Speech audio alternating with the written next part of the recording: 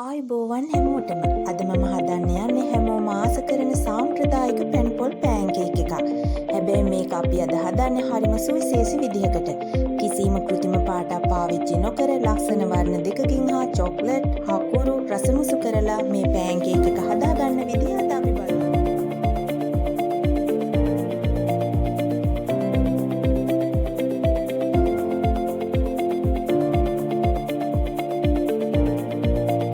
මුලින්ම අපි අපේ ස්වභාවික වර්ණ ටික හදාගමු. මේ දම් පාට ගන්න මම පාවිච්චි කරන්නේ බීට්රූට් යුස. ඒ වගේම මේ ලස්සන කොළ පාට ගන්න මම අද නිවිතිය කොළ ටිකක් බ්ලෙන්ඩ් කරලා යුස ගත්තා. මේ නිසා අපේ පෑන්කේක් එක රස වගේම හරිම ගුණදායකයි. දැන් මේ යුෂ වර්ග දෙක පෑන්කේක් බැටර් එකට වෙනම මිශ්‍ර කරලා ලස්සන වර්ණ දෙකක බැටර් එකක් හදාගන්න.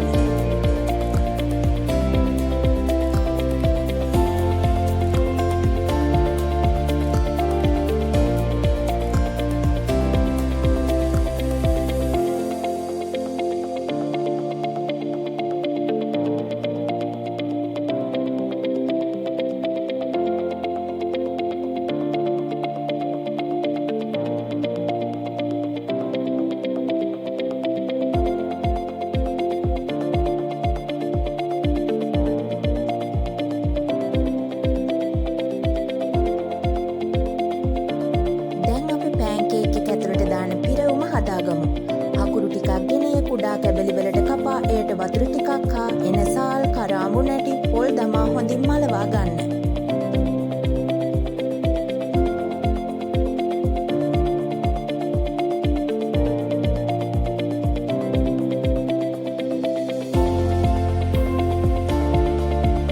මේකට අද මම විශේෂ දෙයක් එකතු කරනවා. ඒ තමයි කුඩා කැබලි වලට කඩාගත් රටකජු.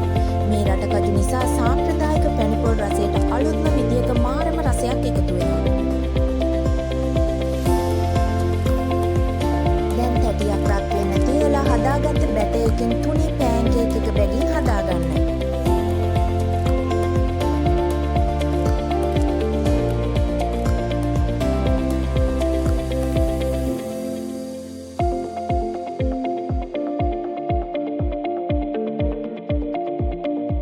බලන්න මේ නිවිති වලින් ලැබුණු කොළ පාට හා බීට්රූට් වලින් ලැබුණු දම් පාට කොයිතරම් ලස්සනයිද කියලා.